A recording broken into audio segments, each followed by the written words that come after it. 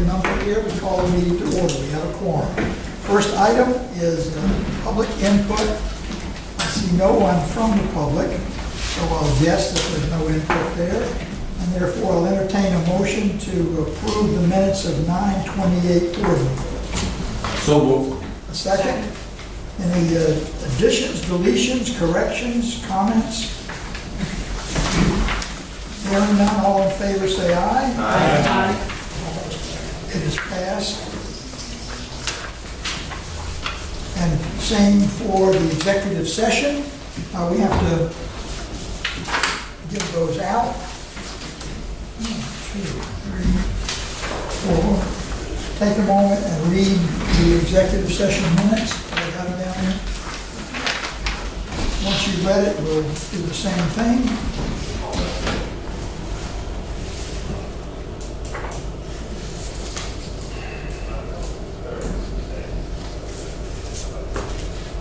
Move the approval of the minutes of the executive session. I second. Seconded. You all read them?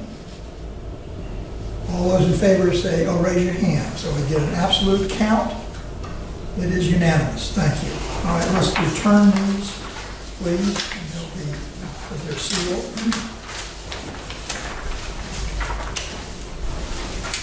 Mr. Chairman, I have a question about something that transpired during the executive session and some information that was provided by Mark to the other board members. Is that something that I can be supplied with because I had left the meeting?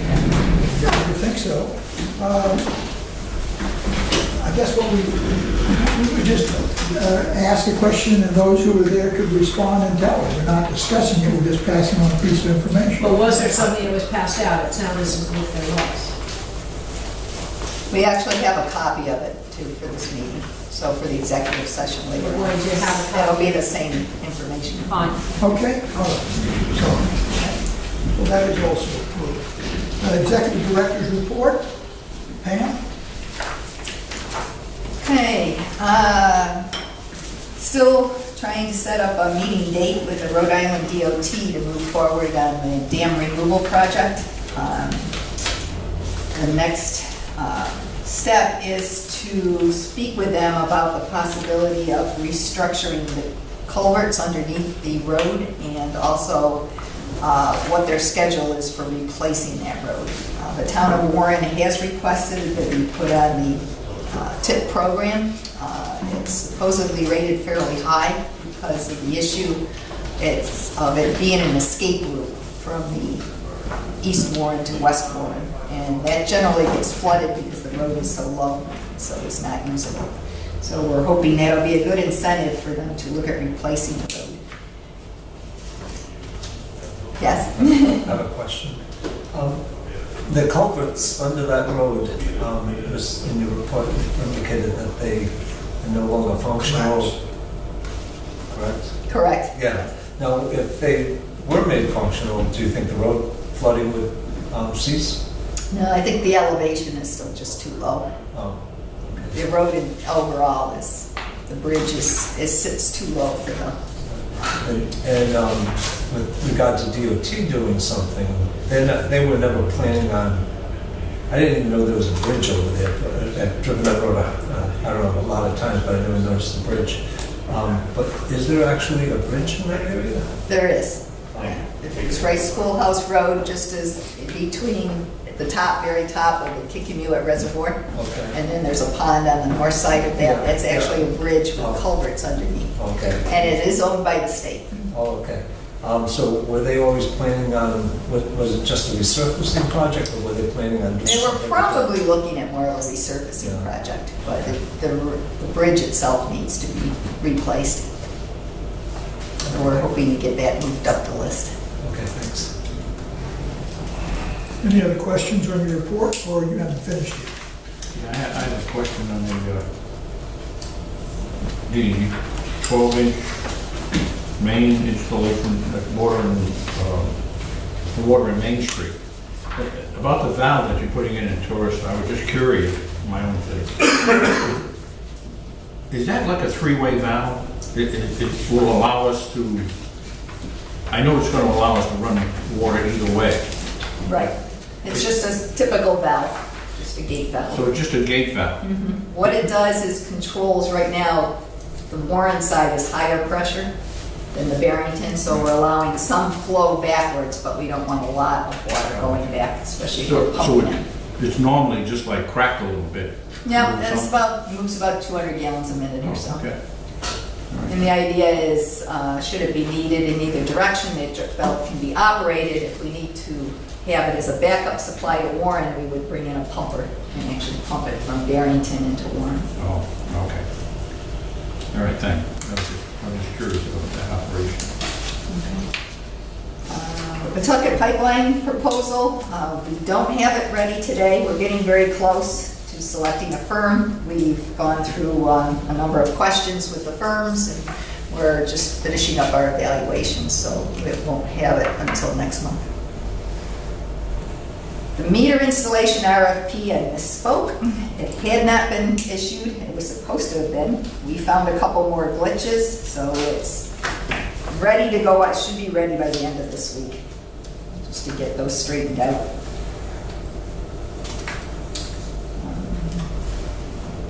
And I guess that's about it. Unless anyone has any other questions. Yeah, one more question about the Main and Water Street, and especially Water Street. What's the schedule for paving? That's going to be done by Tourister On Water Street? on Water Street.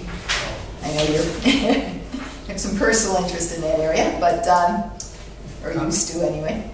No, no. No? Oh, I'm thinking of Sue. Anyway, sorry about that. Yeah, But no, that's, Tourister installed the sewer main for the town, and they agreed to pave the entire Oh, street. okay. Meanwhile, the town is also looking into a street betterment program by the state, so they're gonna be doing curbs and sidewalks, which I believe they may have started. I think they had started the And good. that'll go into the spring, and then the paving will take place after that. now is that common knowledge in the town of Warren that the paving is going to be done by someone else than the Bristol County Water Authority? And it was part of the project, right? Probably I'm just town wondering officials know, because- but I don't know if the And I public think, knows. the town had kept the people pretty well informed with almost weekly, even almost daily emails as to what was going on with the project. And the fact that the sewer was completed after us Right, as okay. well. So right then they know there's the street betterment project is in progress, and then the paving will take place. Have they completed all the sewer work on Water Street? I believe they're done. I see a cut going into the treatment plant. Yeah, I saw that too. So I figured they must have got that far. They did. I think they got the sewer in and they're just finishing up the connections. Pressure testing it all and finalizing it. I believe all the excavation work has been completed. So that would be nice to be done. Yeah, a lot of our operators spend a lot of time down in there too, so. with, They're already, tourist groups already posting some pictures from what I've seen of the apartments that they're putting in that. Yeah. area. Well, if they're looking to rent, I believe, by the end of the year. They're looking so- high end. They were anxious to get our valve in because our valve connects into their system and supplies from there, so I believe that's going to be done by like the end of the week or It two. looks like they're actively looking for occupants. Yes. Are you interested? Pam, Hopefully that wasn't the beginning. how will the billing be worked out for the Torrance Mill? For our valve in there.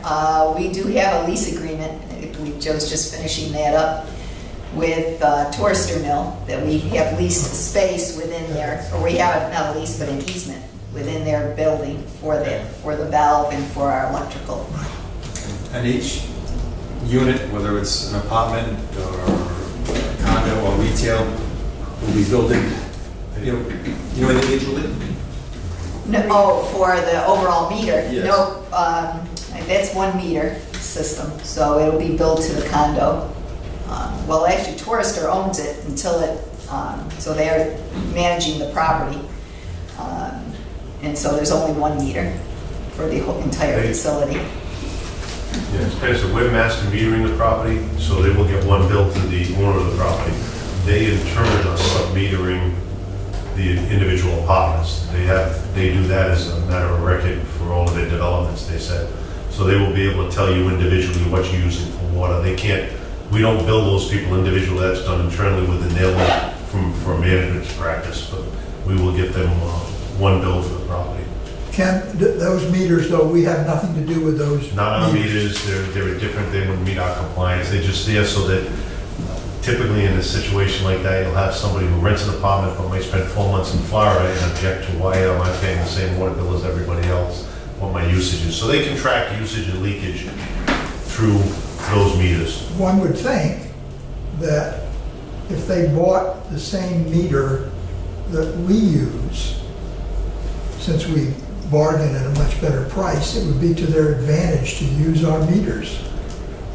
Offered that with possible trade-off that they could actually pay us to read the meters. They hire an outside firm to do Okay, that. I mean, I just, Yeah, they cannot again, be a bill, cost saving to them. yeah, they can't bill on those meters, they can only use those for management. I understand, I understand. And, but we did talk about that early on, but they have a number of these properties and they enter a master contract with a company to do it, so we weren't able to. Maybe we'll next buy time we our can- meters on their contract. Exactly.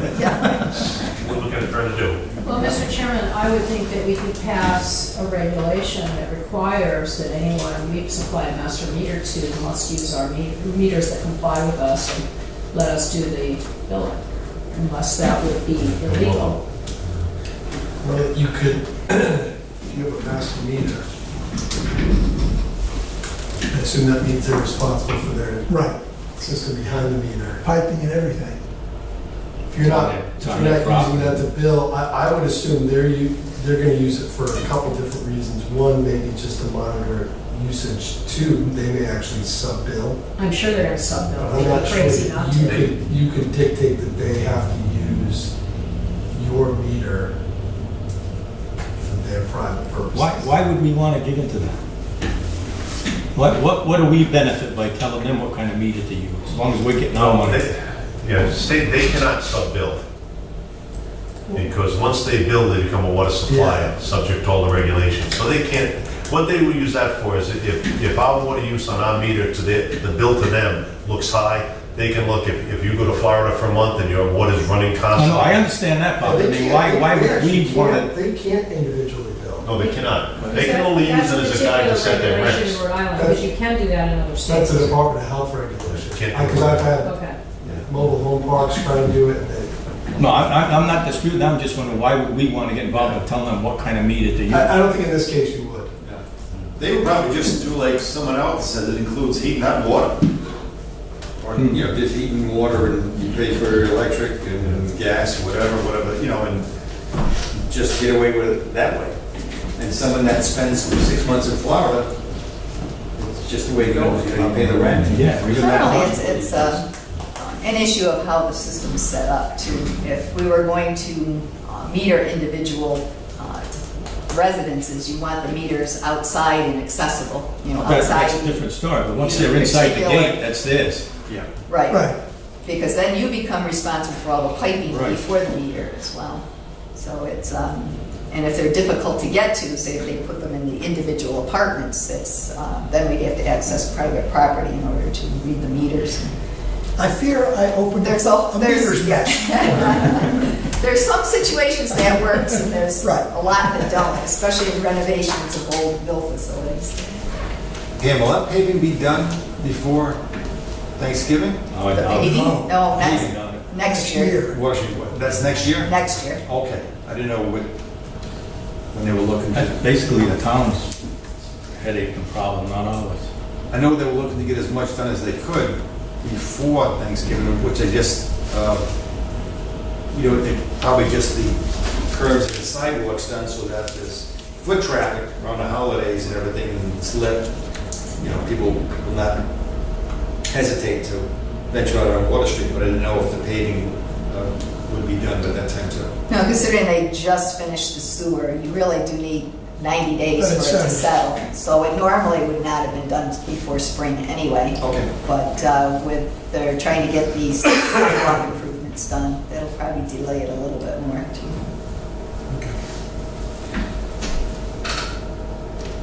In your report, any other questions? I have one.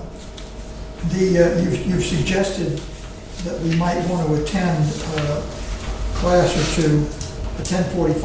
Are you suggesting then that if we go to this, we should arrive at the 10 o'clock time, or is that appropriate still to come Sure. in at 10? No, you can come anytime. Okay. Another Just question, that those two might have been of general interest. do we individually pay for this if we wish to go, or is this something that is included? No, from the That'd be in authority? your board expenses. Okay. So I guess individuals, if they want to go, Please let contact us Sid. know. Yeah, she'll sign you up. Very good. Mr. Chairman, I have a question for Sure. panel or candidates, not on the report. I mentioned it to you both maybe a month or two ago, that we had done a study on the location of all our hydrants. And I was wondering if there's a way, because they're all on a computer now, and I was wondering, you going to look into and get me some kind of an answer whether they could be provided to the Warren and Bristol Fire Departments so that they could just pull them up on the screen when there's a call. Barrington already has that capability, I'm told.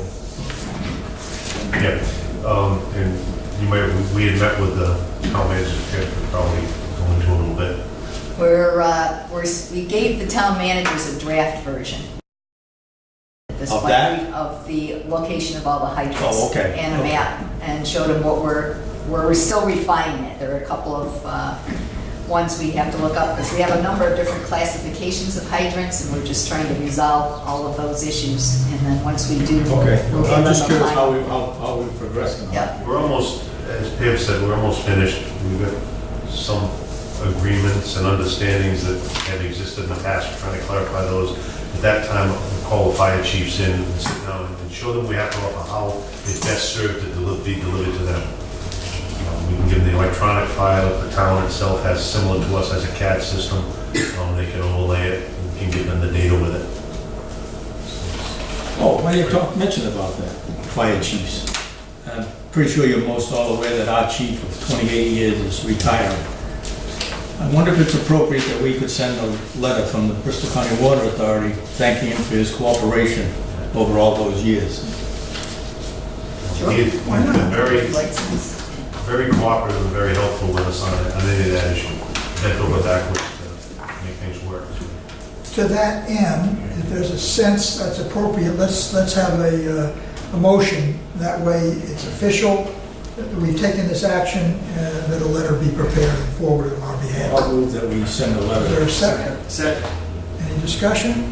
All those in favor say aye. Aye. Unanimous, good. Now the letter can say it's unanimous feeling of the board. Any other questions on Pam's report or Randy's? Okay, moving to the financial report. Mark, you're up. Okay, any questions? Yes. Everybody's had them for a week or so. One thing of note, I just want to bring to attention, I did separate, if you notice on the profit and losses, I created an OPEB category. So I broke that out of employee benefits. If you look on page 5, either 4 or 5, show it, but page 5. Yep, I noticed that the OPEB benefits went, Right, what I want to say is, that you can't compare it to last year, which it does, because I didn't have those categories last year. It has a minus 38, which is, the only thing I had was the contribution of the retirees, but I broke out Blue Cross, Plan 65, and dental out of that, so for the year to date, we're at 42,000. I went back and changed this year, but I can't go back and change last year. Those records are closed. and you said you broke them out. You broke them out on Well, I broke it out from, employee I benefits, can detail that category, that'll break everything out within OPEB. but you didn't. No, well, I broke it out, I give a... It's separate from benefits. I give a summary, if I broke out, Eileen came in, I showed her the full, this report's about 6 pages when you list everything on it. This, just puts a summary in that I've always given the board a summary. The finance committee, I do once a year, give a complete breakout of all the expenses line by line. Well, if I'm understanding the summary, which is here, Right. when we compare March through September for this year versus the prior year. I just said, Yeah, last year's OPEB did not, the categories did not exist, hence there's no total. well, this is what I'm finding confusing. You said the categories didn't exist, but the categories aren't here. Are you saying OPEB? Well, Mark, let me ask my question, because I think we're talking Okay. cross purposes. Account number 50450. Are Right. you saying that account did not exist No, I last year? created it this year. Okay, so the comparison So- number for last year So is in... so prior, I'll give you an example. The Blue Cross bill comes in, Mhm. and everything's on there, the Plan 65 plus, that total used to all go to employee benefits. Now I break it down into two sections, employee section and retiree section, when the bill comes in. So you don't have the comparison number for last year, is that just Well, I a don't- plug number? It shows a minus 38, because the only category I had was contributions from retirees, which is a minus $3,800. Okay, so you cannot go back and give Well, us an indication, were these expenses 38,000 last year, or were they 5,000? Well, we have a summary of what they were last year. Okay, But they're 42,000, they were like 75,000 for the year last year. 42,000 where we are right now is, we're on par this year to be just about the same as after 7 months. so this is misleading because of what you just Well, explained. that's why I brought it to everyone's attention, so you know Okay. where it said it's changed So my by. other question was about salaries and wages for operations, which are up fairly substantially. Right? From 681,000 to 740, almost 741,000, up by $60,000. You on the budget page? Which page you on? On profit and loss comparison on page 5, same page I got it on. 70100. Salaries and wages administration. No, operations. All the way Oh, down. operations. 78100. Okay. Yeah, we have a few more people this year than we had last year.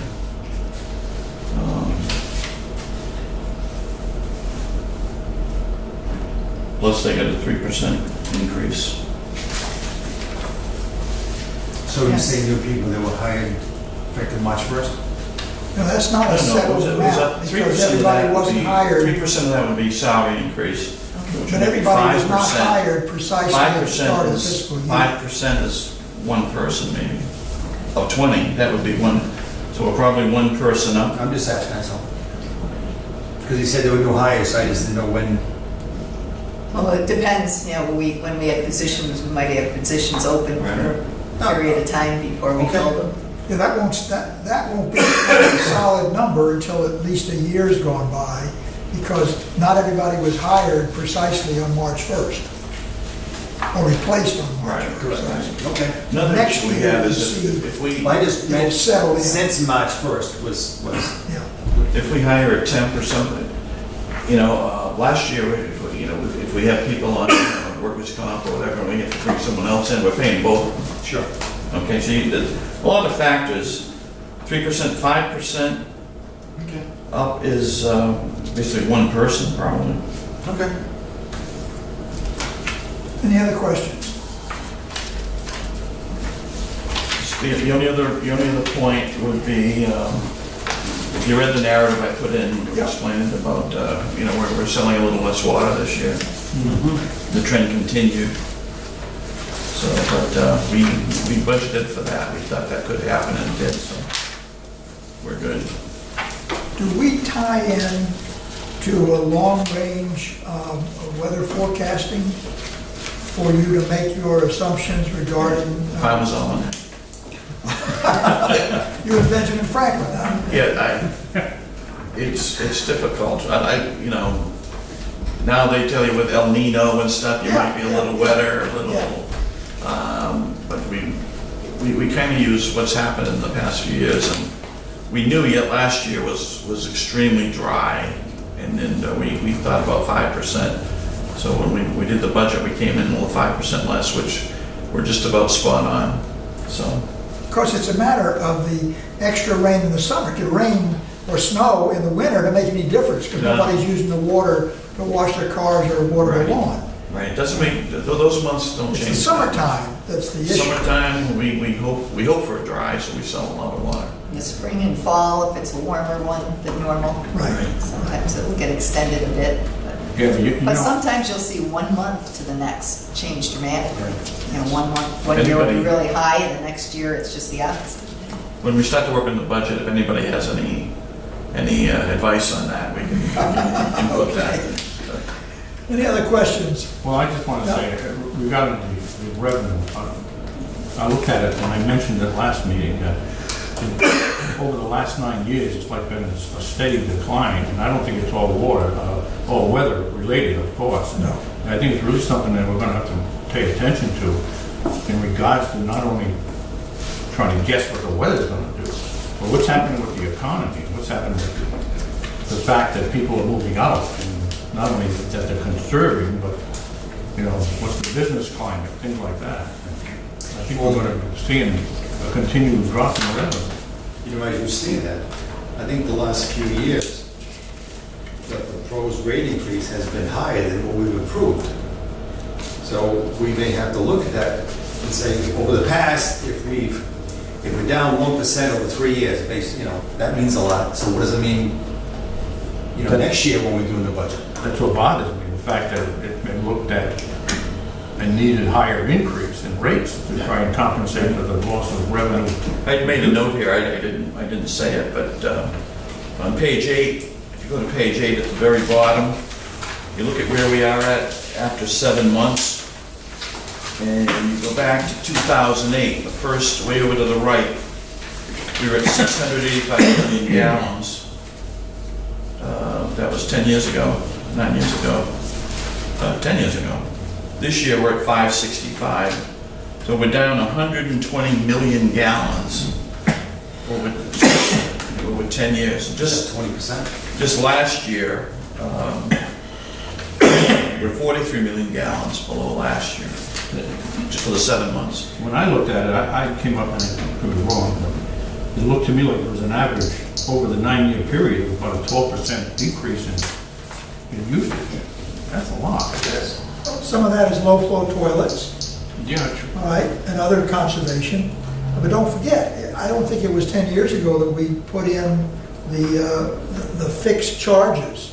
And we changed our rate structure, because we used to just charge, and then we decided, no, we're gonna have, this is what it costs whether you use a drop of water or not. Because we have to be here, take care of the pipes, read your meter, et cetera, et cetera. So we changed the rate structure, and I don't remember exactly when that happened. But that was in reflection. It was well before 10 years ago. But that was in reflection of what was happening, that we had to be able to get a fixed amount, otherwise we couldn't even operate, never mind how much water people use. And that's been good, I think, that people can see when they get their bill, that's reflected, that's what it costs to have us here, and provide the fire protection and so on, without a drop of water. So prior to that, it was just built for usage? Way back when, it was all built in. Probably more than 10 years ago Yeah, that we made the change. more like 20, But I think, yeah. we weren't always with a minimum, with a basic charge. And your rate structure used to have it was a rate structure that the more you used, your unit cost went down for a certain Yes. grouping. And Yes. so once you changed that, people would realize that they need to conserve. And part of that was done originally to match what the water company was doing, because we had some significant water users who were our business people. Right. Blount, for example, used a lot of water. And we didn't want to harm the business. That's why that originally got set up that way. But all that's been changed. There aren't many that reach that top tier other than the college, I think, would be right now. Anyway, any other questions? Mark, yeah, go ahead. In this table here is the Providence water monthly charge table. That's I think That's under Pam's section, but Oh, okay. that's, Because there's two, and I don't know enough about the building, so there probably may be some anomalies Right, because of the way things are built. right. But in March and April, comparing it this year to last year, this year, March and April were up. March was up considerably from March of last year, Right. and April was also up, and then we start to see the fall off after that. So I was. There's three, I don't know if I said it last, Yeah. I know last time was your first meeting, but Yeah. the numbers Pam shows is what we bought from Providence, Right. not what we sold. Right, and they don't always match up. Right. Right. No, they're, Never match it. their billing goes from anywhere from 24 days to 37 days in a period. Right, Especially around but the thing is, over a long-term period, Right. that all evens out to some extent, so that you should be able to make comparisons Right. from year to year. Right. But Yes we and do no, that. but like I said, you can have 2 or 3 months of the same month for over 3 or 4 years, and they're dramatically different. Yeah, It all depends, a lot depends on the weather. There's three, just so you're clear. Pam shows what we bought from Providence. On those charts I do is what we sold that month, but it's quarterly billing. right. So you can see in quarterly billing, it takes the past 3 months, so that when there's a big change, it takes a while for it to affect revenue. And the numbers I put in the financials, or a third different one, that's accrual where I estimate what the unbilled is. Okay. So, Yeah, like I said, I don't know your billing system enough, but They, those two numbers jumped out at me. right, they were all different. So, you know, Pam's numbers are a precursor to what we're gonna see then. If in September, our purchasing from Providence goes way down, Right, I'm gonna know in October, November, the billings that we do for the previous quarter should follow suit. So those lag a little bit behind what we buy. yeah. So we kind of get a good idea. And then the difference between those is what our unaccounted for water Right. that we kind of track for flushing and fires and leaks And like you pointed out, that you had tried to take conservation into consideration when you were doing the budget and putting that 5% factor in there.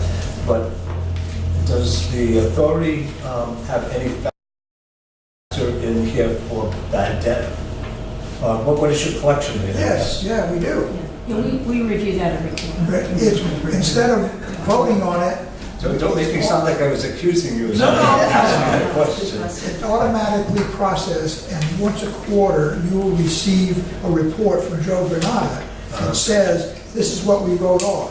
Okay. We send it to people to collection agency, but I can tell you this, the actual net amount that we lose is a fraction of a percent. Yeah. It's very, very very, small. very low. Right. Very small. No, but I'm just thinking, and typically in rate design, you usually take that into consideration, so I'm just looking for, Right, because we put liens on properties and things, and it might take a while till they sell it to collect, but we offset that against what we wrote off. So it's, we probably, from what we write off, we probably collect back almost 50% through, might be 2 years after we wrote it off, but we get it back in the, okay, good, and so we. thank you.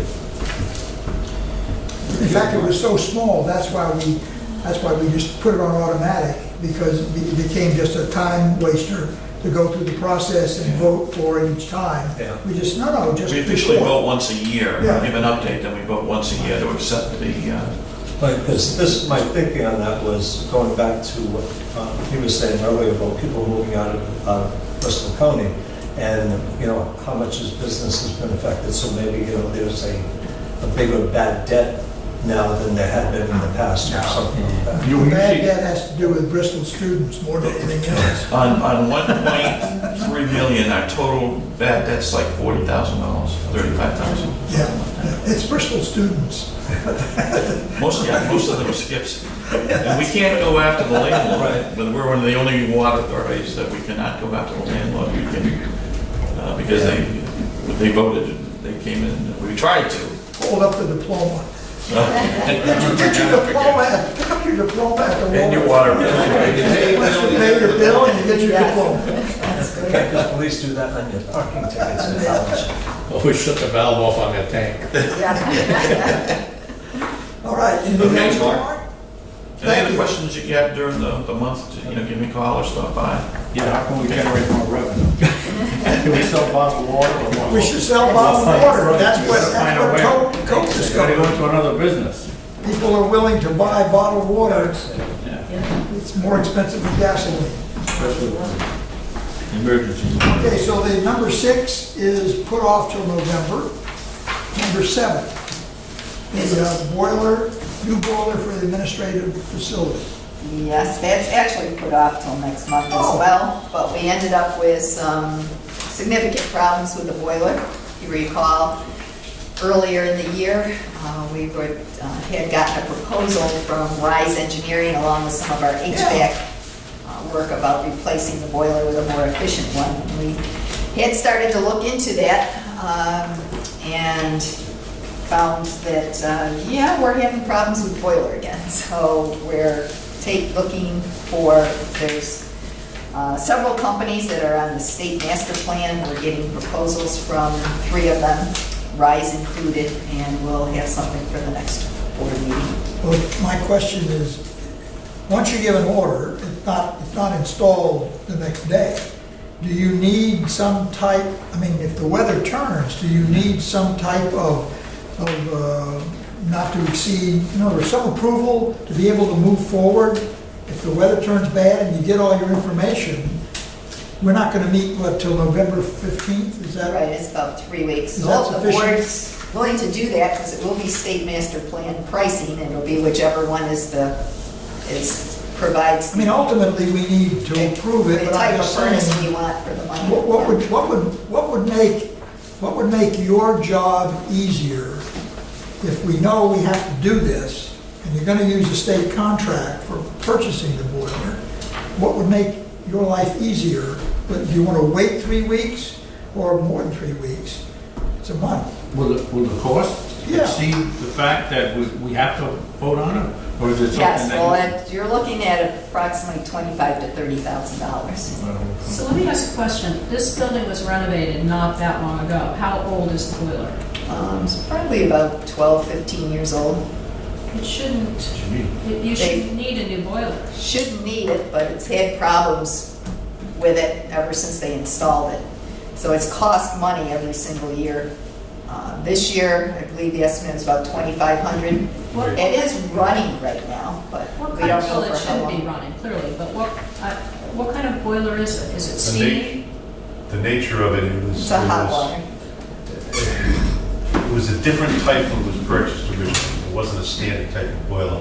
When Rise came in to do our heating system renovations, we went downstairs and we adjusted. The temperature of the boiler runs at about 190 degrees all the time. Yes. And Rise, what the Rise tech wasn't familiar with that boiler, said, you got this way jacked up way too high, and knocked it down. We had trouble right after that. We go back to the specification on it. It has to run very inefficient. Why it was selected that type of boiler, we don't know. The operational personnel, we have had constant problems with it. It hasn't been a year go by where we don't have to have our boiler people come in to repair it. Same thing happened this year. As Pam said, it's about $2,600 worth of replacement parts, and that doesn't include the gaskets that are leaking again. So it's a high-stress boiler. It sounds like a bad choice, but it also Was a bad sounds choice. like in the real world, we would have a piece of paper that says, we have a 12-year-old boiler that it doesn't appear to run properly. It's costing us X dollars a year in parts, Y dollars a year in service, and Z dollars a year in our own personnel time. We recommend buying a new boiler for $20,000 and the payback is 4 years. I mean, that's what I would like to see. Well, that's what we were planning for I next sense month. this was, it probably was not bought new, it might have been a rebuilt, something that Costco had a deal on or something. Sounds like a penny wise, pound foolish Could decision. be, could be. Yeah. All right, so then what do you want to do? You'll move ahead for next month? Next month? Pray that it doesn't rain and that it doesn't get cold. Bring a sweater. Dan, can you go outside of Space the heaters. state master plan and find someone else? Well, we'd have to put it out to bid. Okay. next, which would take that much long, take another month. To Pam's point, the companies that we've been dealing with, the model that we're selecting is, it's not a Cadillac, but it is a quality device. It's obtainable within 7 to 10 days on order and 2 to 3 days for full install. So even in the bad weather, we can look at a Friday, Saturday completion and be up and running so the staff doesn't see a problem. Well, I have to assume it was urgent, we'd have the one-pager analysis tonight, so I don't know whether it's not urgent because of the weather or... We haven't finalized the numbers. Okay, number 8, presentation on expansion of the high service area. Okay. That's some pictures we look at.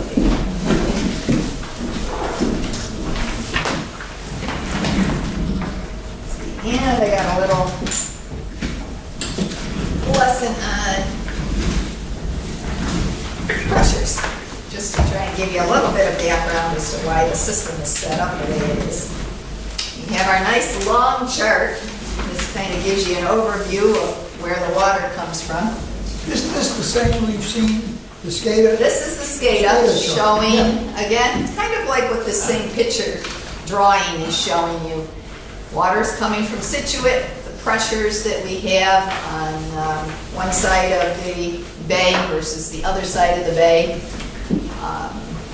Then it flows through Knight Road Pump Station and then actually supplies at the same pressure Hope Street, Bayview, and Ferry Road tanks, all 3 in a row. And that all is off the same pressure from the Knight Road Pump Station. And your drawing, which is kind of the long drawing, the takeoffs of that along that line go to the Fountain Ave tank. That's at a lower pressure zone because of the elevation of Barrington is much closer to sea level than the rest of the system. So just to give you an idea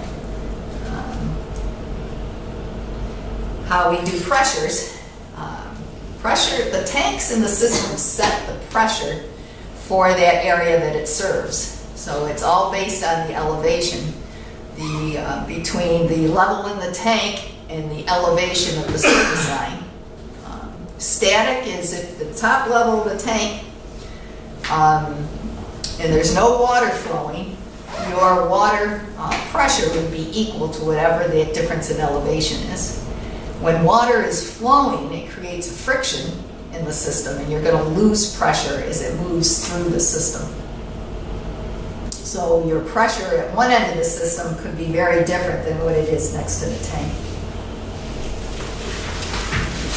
And the way we measure that is just, again, the height of the water above the elevation. So if you have a 100-foot tank that sits 100 feet above the ground, you just divide it by 2.31 feet to get your pressure, pounds per square inch. So at 100 foot of elevation, you've got about 43 pounds, say at the bottom of that tank of pressure. Now typical for a water system is you want to generally operate between 35 and 60 pounds per square inch. Below that, you start having problems with low pressure, or you have problems with high pressure that causes problems with plumbing. And then you need to start supplying pressure reducing valves to the various residents. So even though it's between 35 and 60 recommended, is 43 too low in this case? No, 43 is pretty good. That's actually, we tend to run on the lower side in this system. So we supply generally between 30 and we go up to about, depend on where you are elevation-wise, you can go up to about 80 pounds. Okay. Wow.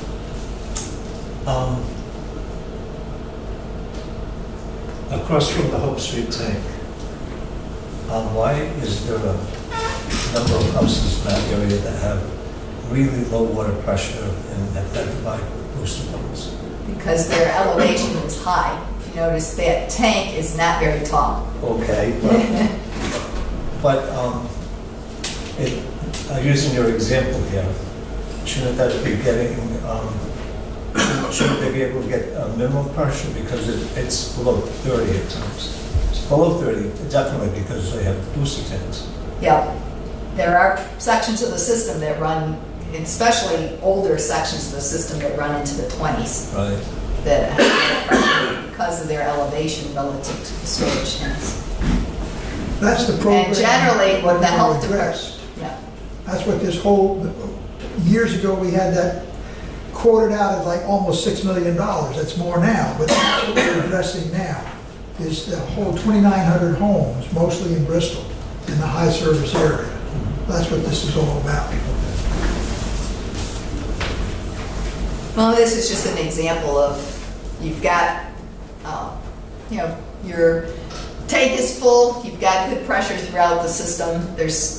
Your best pressure is when there's no water flowing. So what happens at night, the pressure in the system tends to build. So that's generally why we see a lot of our breaks at night, because as the water slows down, the pressure throughout the system goes higher.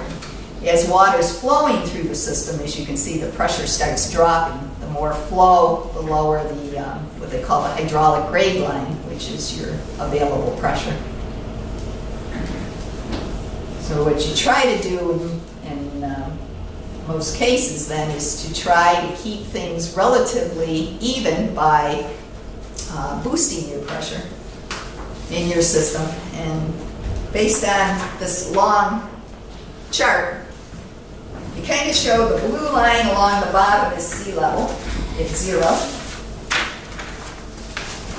The blue line at the top is the hydraulic grade line. So we're starting out at Situate with about 230 feet of pressure, 235. By the time you get to the Bayview tank, your elevation is 182. So your pressure there is about 182, and you've lost that amount of hydraulic pressure by the flow going through the system. So we have on this hydraulic grade line, we have Hope Street tank, and if you notice, the hydraulic grade line's above the tank. That means there's too much pressure in the system for that tank to empty. It's always going to be full. So what we do is routinely dump water out of the tank just to make, and put fresh water in just to make sure we continue to mix it. We can't eliminate the tank because it's a factor in the fire flow in the area. So part of our future plan is to put a pump station off of that tank to pump into the expanded high pressure zone. I can show you that in one of our next charts.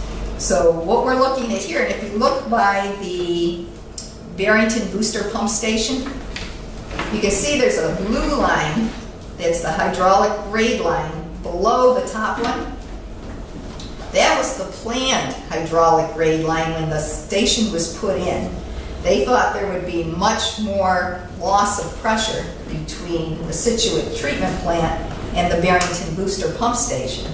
So at that point, they put in the pump station to again boost the pressure up to the hydraulic grade line to get the water over to the Bayview tank.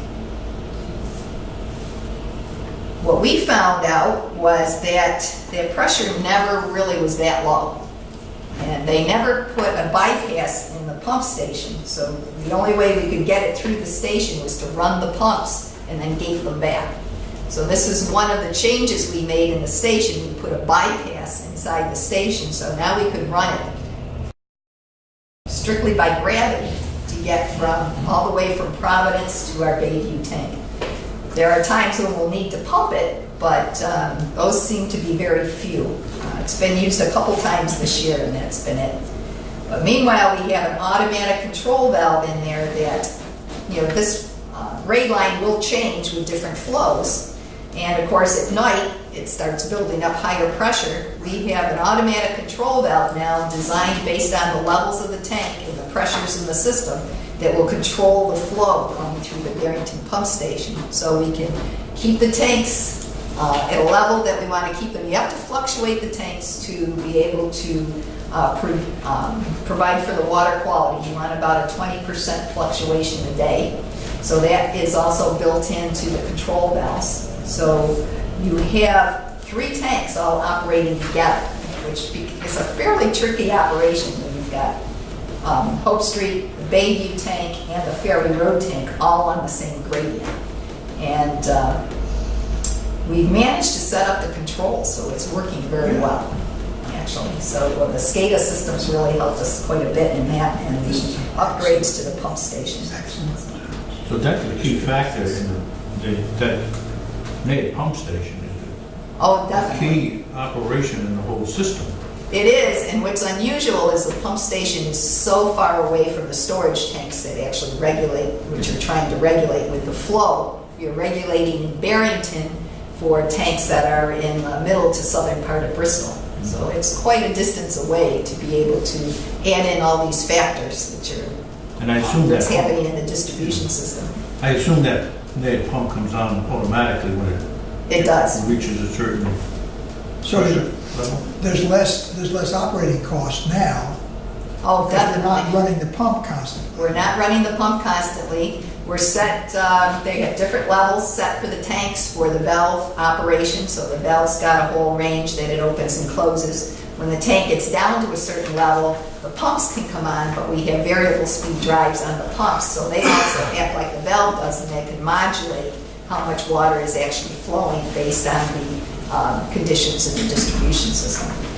So it's quite a neat operation. Big improvement, big improvement. Big improvement. And what we were doing was we were having operators go in there generally twice a day to regulate the system, even when the pumps were running, because they were not automatic. They had to gate and modulate the amount of flow based on the tank levels.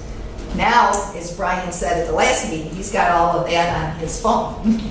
Was this system and the control system, was that done by consulting engineers, or did we do that in-house? I mean, we bought the pieces, but did we program this whole thing internally, or was that done with the... We assisted with it, but it was, we had our consultant actually help to build the system. We set all the parameters. Okay. And determine where controls would be and how they would be set up.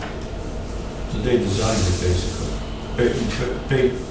They designed it based on what our requirements. What our requirements were.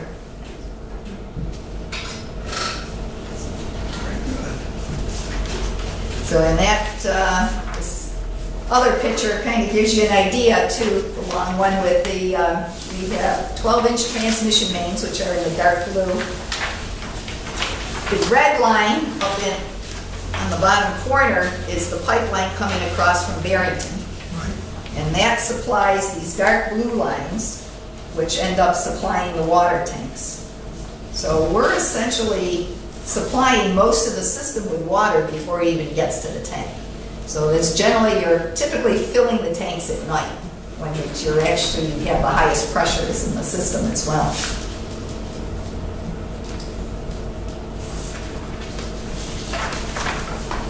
That's the Ferry Road crossing, right? And that's going from Barrington, Yeah, and it comes out on Water Street. right, that's the Ferry Road. That's underneath the river there. Under the river, I'm not sure what the name of the road was. And then from where that comes up on Water Street and turns right, we now have a 12-inch main going north and connects into the 12-inch going across the bridge from Warren into Barrington. So now we actually have the ability to have a backup supply to that. That's a 28-inch pipe that goes under the river. And that would have been our only supply. So there's no line that goes across the Warren, oh wait, this doesn't show it on here. It doesn't show it on here, but as you go Yeah, north, right, it okay. goes across the Barrington, Yeah. Warren-Barrington Bridge over to Barrington. So it's 12-inch main. So that's our new connection. So we were talking about the control valve. It's located in Torrister, which modulates the flow going Yep. across the 12. There's our Hope Street tank, which we were speaking of. And again, it's a little on the short side, so it's below, they call it below gradient, so it's considered a locked tank. We have to, it doesn't fluctuate with the system, we actually have to empty it. But what we're going to be doing is putting a small pump station in there. That'll become our fire pump station to supply the high pressure zone. And it'll have a small jockey pump in there as well to provide some water into the high pressure zone. So now we can keep that tank moving without having to dump the water. How old is that tank? How long is that tank? I know it's. That's an old tank. Yeah. I know it's in all been good shape, redone and refurbished and everything. Yep. Gotta be old, it's riveted. 30s maybe. Yeah, that was probably the original tank Yeah, for The Bristol. system. Yeah. But it's in good So, shape. Yeah, probably most of the houses in that whole area weren't. Tank, yeah, so. And this is the 2 million gallon Bayview tank which actually modulates our entire low pressure zone, which is most of Bristol and Warren. So that supply all goes to that tank. You can see it's only 22 feet tall, so the water pressure at that point in the system is very low. It's below 10 pounds. So that there's no one located in that area that's off that tank. Is it possible to raise the level of that tank by building it higher? You can. It's been done. It's a fairly large, it's 135 feet wide, so it might be a little costly, but it's doable. I mean, as opposed to adding pumps, if you added more shell, would you get the same effect? No, you would have to go considerably higher. Yeah, that wouldn't work. It would give you could add another 5 feet, which would give you another 2 pounds. Okay. So that's why we have the elevated tanks are considerably higher. That's just started the work on the new Medicom pump station right next door to the tank there.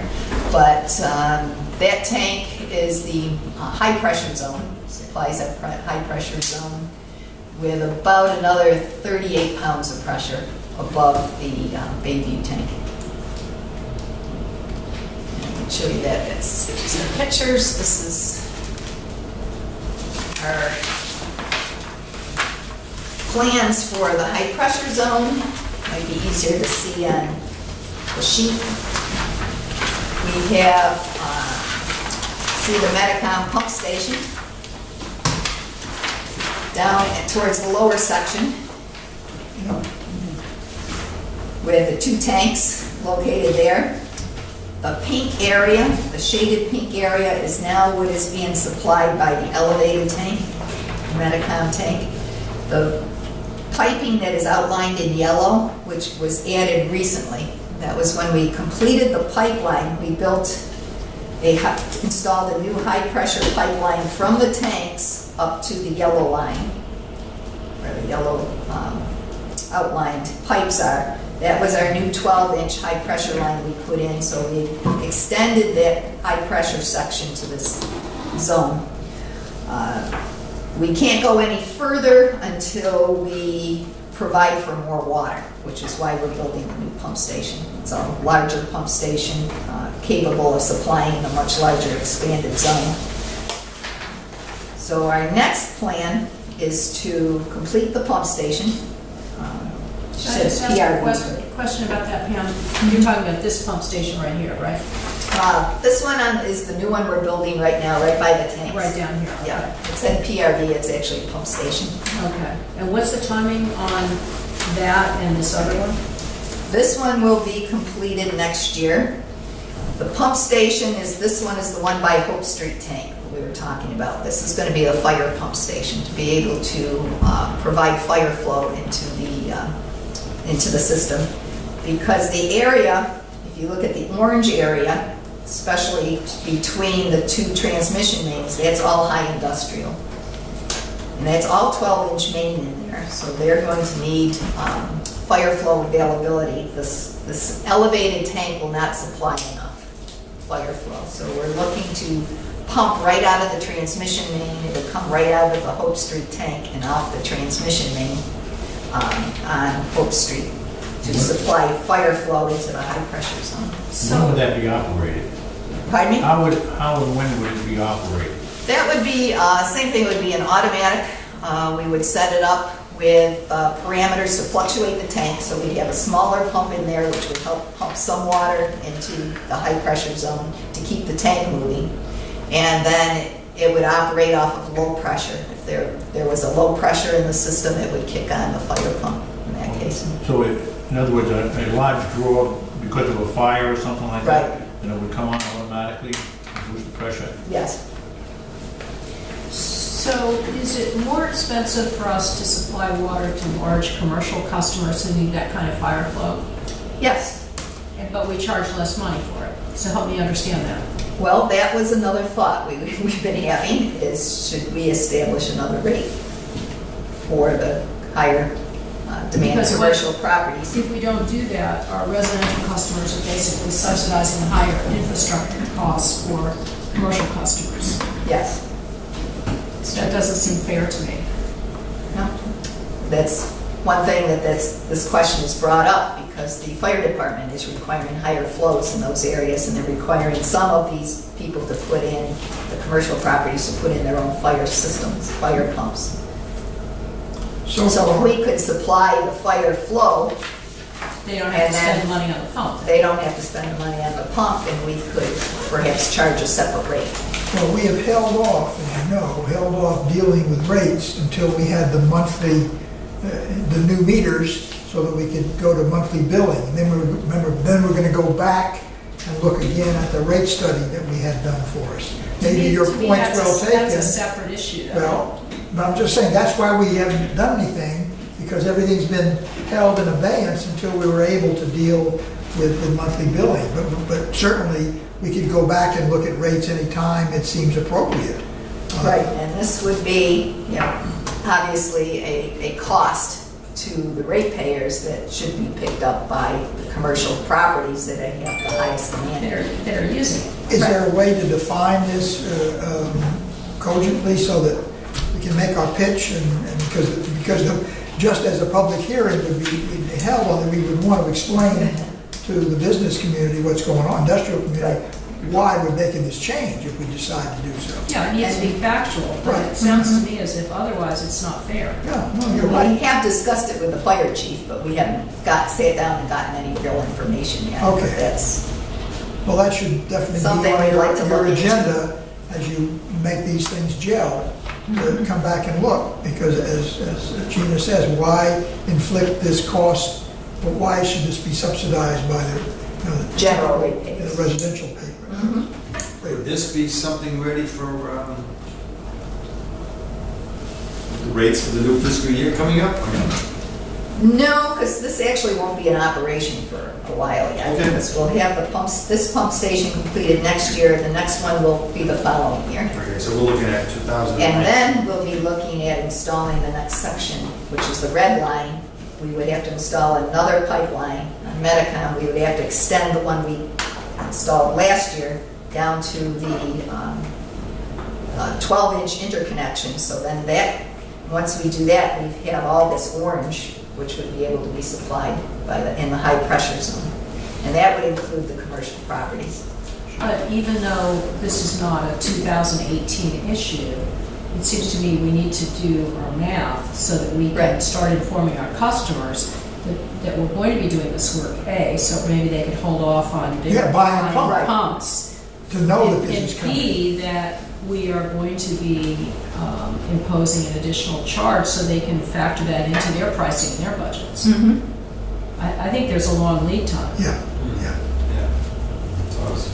Hey, man, are these, the lines in red here on this map, are those proposed connections, or are they? Yes, those are new mains we would have to install Okay. in order to extend the high pressure zones to those areas. So the first one would be extending the Medicom to the orange areas. These side ones, all the little ones down along the edge of town, are to extend the low pressure areas. So they're all interconnected for flow purposes, because we're going to cut off some of the higher elevations and put those on the higher service lines. So we're trying to maintain flow through the systems by not creating too many dead ends, and also to improve the fire flows in those areas. Because once you start separating high pressure from low pressure, you can cause other problems in the system. So what we're looking to do is make sure both the high pressure areas and the lower pressure areas are well supplied. Is the pump station, that's the new pump station on, I guess that's Hope or Main Street in Warren, is that a conceptual location or does the authority own property there? The new, where it says new pump station up, that's actually the Hope Street tank site. No.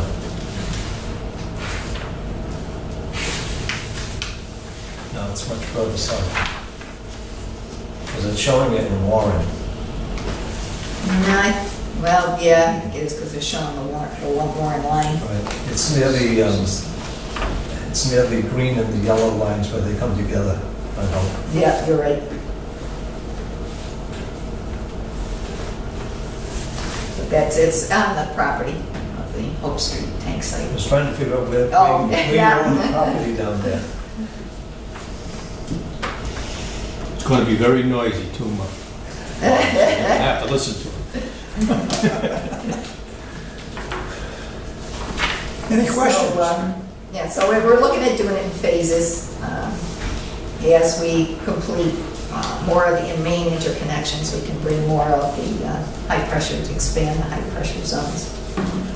And we've actually designed this, and with PAR, to try and minimize the amount of pipe that actually needs to be done. As you can see, probably at the very last, if it's warranted, we were not going to run the entire length down Metacom Avenue. It's very expensive pipe to put in, and for not as much return for the number of customers on the line. So that is kind of like a last, very last if we find it's warranted. What's the total, do you have a total projected cost? I know it's built into the long-term capital plan, but it used to be around $6 million. What is it now? Well, that was a very long time ago. Yes, yeah, And didn't include a lot of, the new pump stations and so on. Probably closer to 12. Okay. I think what I would find useful would be, and it doesn't need to be immediate because a lot of this isn't happening tomorrow, but to go along with this, something in writing explaining this phase would do X, Y, and Z. A lot of what you've just talked us through, Step by step. step by step. Timeline. Timeline, That's in the capital. You know, the timeline, the best guess as to cost, the advantages to the customers of what's being done. You know, because again, I think this is going to require a public relations effort as well to explain what we're doing and the benefit to the customers. Do you update your capital plan on an annual basis? Pardon me? Is the capital plan updated on an annual Yeah. basis? Yes. And so it would be done. So this is included. Right, but. But it Next one- gets changed around a lot, depends on what comes up as a priority each year. But you can use that vehicle to provide the information that Gene is talking about. When you unveil that, you can start to put people on notice. So it's part of the regular process that you have. Yep, and we usually do that around next month, November to December.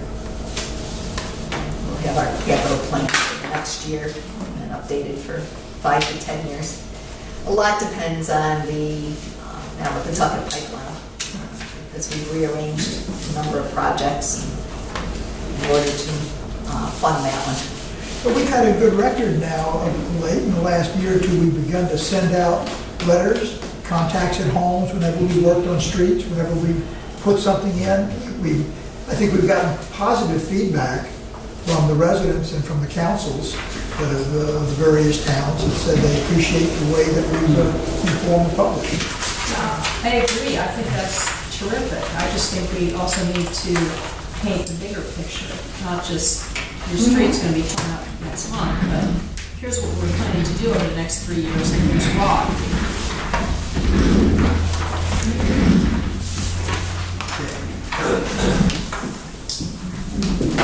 Board correspondence.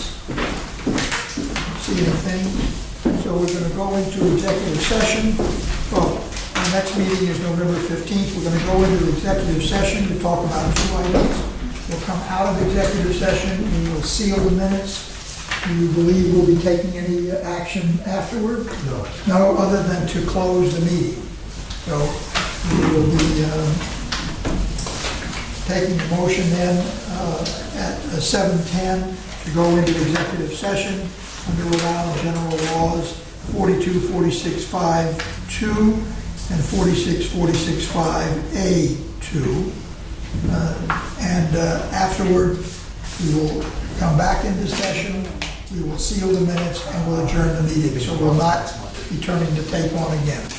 Do I have someone for the motion I just mentioned? So moved. Second. Second, all in favor, raise your hands, so it's recorded. It's unanimous.